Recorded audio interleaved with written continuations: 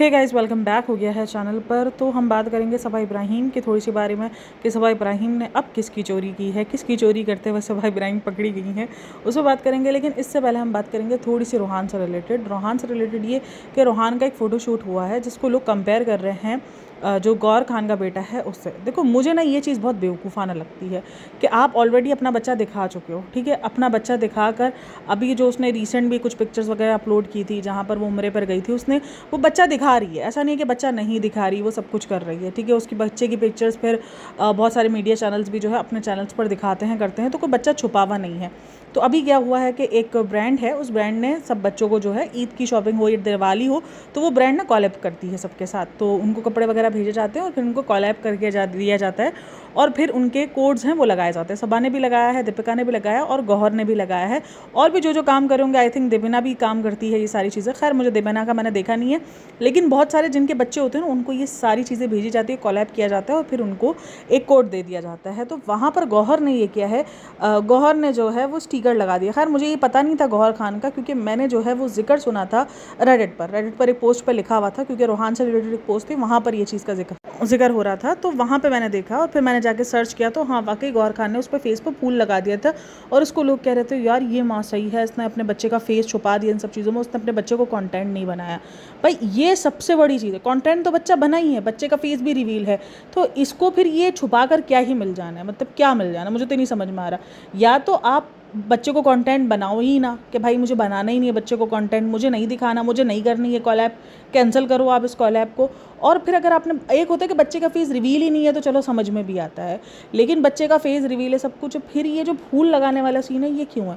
इसको ड्रामेबाजी में ही इंक्लूड किया जाएगा। मुझे ये चीज़ नहीं समझ में आई, जो लोगों को ये तारीफ़ कर रहे हैं ये सारी चीज़ों को लेकर। ठीक है, इब्राहिम फैमिली की बहुत सारी चीज़ों को प्रॉब्लमेटिक बताया जाता है, लेकिन ये नहीं है कि हम सब कुछ जो है वो उनको प्रॉब्लमेटिक बता दें। भाई, ये अगर ये लोग ये काम करते हैं तो लिटरली उसको इस बात पे कॉल आउट किया जाता है कि क्या ड्रामा है। व्लॉग्स में तो बच्चों को दिखाते रहते हैं, यूँ बच्चों के पिक्चर्स लगाते रहते हैं, और आपने किसी का कोलैबोरेशन लिया है तो आप इस तरीके से उसके साथ ज्यादती कर रहे हो, आप बच्चे की पिक्चर ही नहीं दिखा रहे, और उनको सच में इस बात को लेकर ट्रोल किया जाता है। मैं बिल्कुल नहीं कह रही कि ये ड्रामा है या नहीं करते, लोग करते हैं इसको इस बात को लेकर कॉल आउट। क्या आप लोग पैसे पूरे ले रहे हो लेकिन आप उनको काम पूरा करके नहीं दे रहे? आपने पैसे ले लिए हैं लेकिन अब जब काम आया तो आपको याद आ गया कि आपके बच्चे को नज़र वजर ना लग जाए। इनको इस बात को लेकर कॉल आउट किया जाता। और मैं इस चीज़ को ड्रामाबाजी ही मानती हूँ, जब आप ऑलरेडी एक चीज़ दिखा चुके हो, शो कर चुके हो, उसके बाद फिर ये वाली नौटंकी क्या? या तो फिर आप सिरे से दिखाओ ही मत, या तो फिर अगर आप दिखा रहे हो तो फिर ये वाली नौटंकीबाजी ही कहलाएगी। खैर, कुछ लोगों को लगता है नहीं बच्चा सिक्योर हो रहा है, नज़र नहीं लग रही, तो क्या दूसरी जो वीडियोज़ या पिक्चर्स आ रही उस पर नज़र लग जाएगी? उस पर नज़र नहीं लगेगी, लेकिन ये स्पेसिफिक क्योंकि आपको काम करना है तो उस पर नज़र लग जाएगी।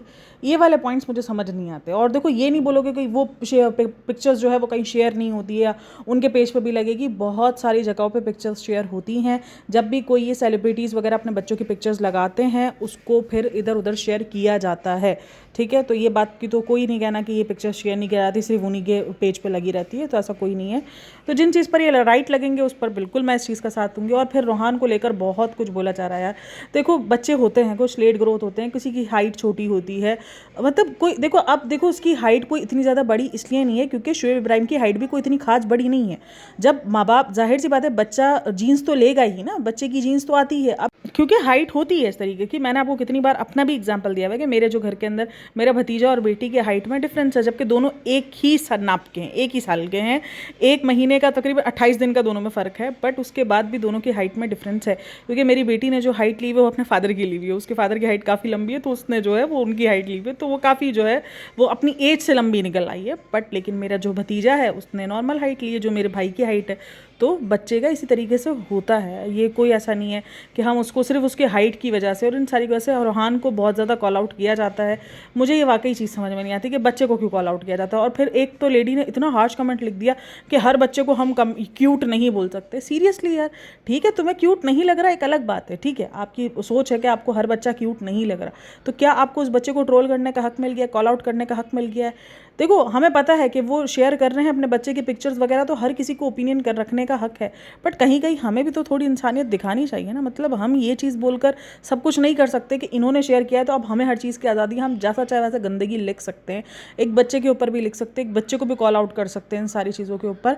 अगर वो बच्चे का रंग थोड़ा सा है, थोड़ा सा ब्लैकिश रंग है, और एशियन का होता है यार, ये हमने ये वाइट चमड़ी को इतना ज़्यादा पागल बना लिया है। मतलब इतना इंसानियत तो हमें भी रखनी चाहिए कि हम किसी बच्चे को कॉल आउट ना करें, हम किसी बच्चे को जलील ना करें।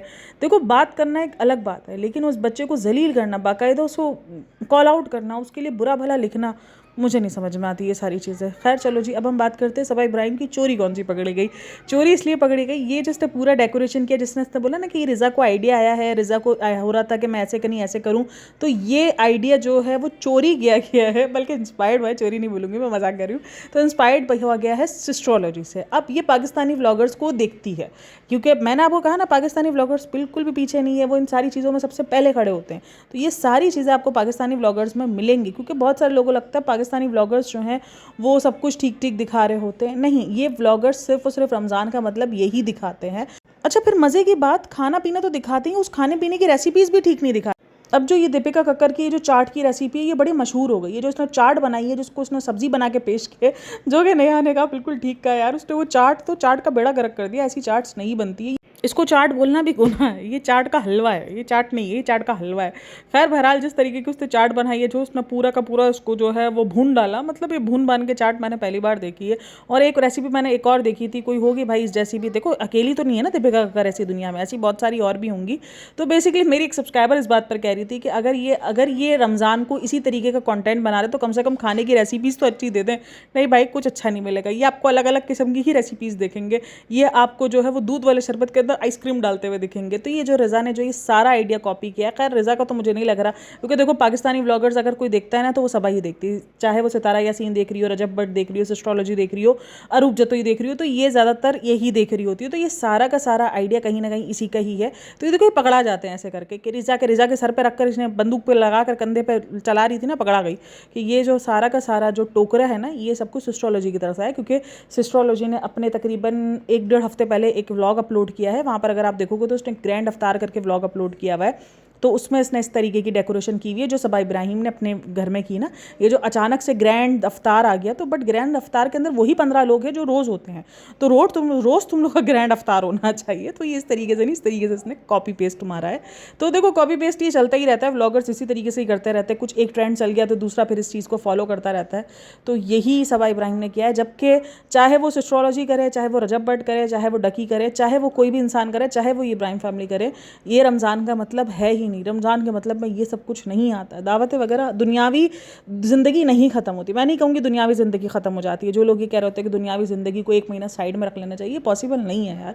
क्योंकि हम जितनी भागा दौड़ी में घूम रहे हैं, हमारे लिए चीज़ पॉसिबल नहीं है कि हम दुनियावी चीज़ों को साइड में रख दें। क्या जॉब छोड़ के बैठ जाएंगे 1 महीना? कोई भी नहीं छोड़ेगा। स्कूल्स तक बंद नहीं होती हैं, स्कूल्स तक स्टार्ट होती हैं, मेरे बच्चों की भी स्कूल चल रही हैं, कुछ बंद नहीं होता। कोई दुनियावी ज़िंदगी नहीं रुकती। बस काम के मामले में सबको बोल दिया जाता है तुम रुक जाओ। मैं व्लॉगर्स के काम के मामले में बिल्कुल नहीं बोल रही, क्योंकि जाहिर सी बात है वो उनका काम है, वो ये करते हैं। लेकिन ये जो एक्स्ट्रा कर दिया जाता है ना रमज़ान को, सिर्फ और सिर्फ इसी चीज़ों से रिलेटेड, सारा खाना पीना सजाना, ये नहीं है। मतलब आप गलत इन्फ्लुएंस कर रहे हो, ये चीज़ें मत करो। वैसे ही रमज़ान से रिलेटेड बहुत कुछ अजीब चीज़ें फैली हुई होती हैं, और उसके बाद आप लोग की हरकतें लग रही होती है जहाँ पर लोगों को और ये चीज़ें फील हो रही हैं कि भाई रमज़ान का मतलब तो सिर्फ खाना पीना ही है। आज अगर आप देखो इन ब्लॉगर्स की ज़िंदगी को देखने के बाद, तो आपको यही फील होगा रमज़ान का मतलब सिर्फ खाना है, नए नए खाने, ये सब कुछ नहीं। रमज़ान का मतलब इबादत है। जितनी आप एक्स्ट्रा दिनों में इबादत करते हो, उतनी उससे एक्स्ट्रा जो है वो इबादत करने की ट्राई करो। बाकी ऊपर वाला ने एक्सेप्ट करना है। वाकई मैं ये नहीं बोलूँगी कि इनकी इबादतें पता नहीं ये बख्शे जाएंगे या नहीं बख्शे जाएंगे, हमें नहीं पता। कुछ लोग जो है वो इबादतें ना करके भी बख्श दिए जाएँ, और कुछ लोग इबादतें करके भी जो है वो पकड़ा जाएँ।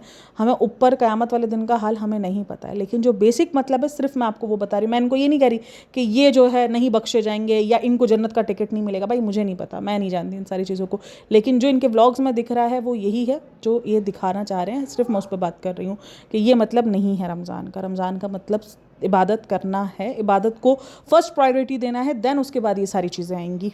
अच्छा जी, दीपिका का जो ये प्यार भी था ना, इसको भी बड़ा कैमरे के लिए कहा जा रहा है कि ये कैमरे के लिए प्यार था। क्योंकि एक टाइम पर जब दीपिका उसको किस कर रही होती है ना, सबा को, तो देखोगे तो वो कैमरे के सामने दिखेगी। दरअसल इनको आदत हो चुकी है इनकी ज़िंदगी। अगर आपको अब तक भी नहीं समझ में आ रहा है कि स्क्रिप्टेड लाइफ नहीं है इनकी, तो फिर मैं क्या ही बोलूँ। भाई सब कुछ स्क्रिप्टेड हो रहा होता है, सारी चीज़ें स्क्रिप्टेड हो रही होती है। किसी के घर के अंदर ऐसे मोमेंट्स पर थोड़ी कैमरे, मतलब सोचो क्या व्लॉगर्स का 24 घंटे कैमरा खुला होता है? नहीं, ये सब कुछ इधर से ही समझ में आ जाता है कि ये सब कुछ जो है वो रिकॉर्डेड किया जाता है, रिकॉर्ड खास तौर पे किया जाता है, क्योंकि उनको क्या पता कि इस टाइम पर ये होने वाला है, ये इस टाइम पर ये करने वाले हैं। नहीं है, ये पॉसिबल ही नहीं है।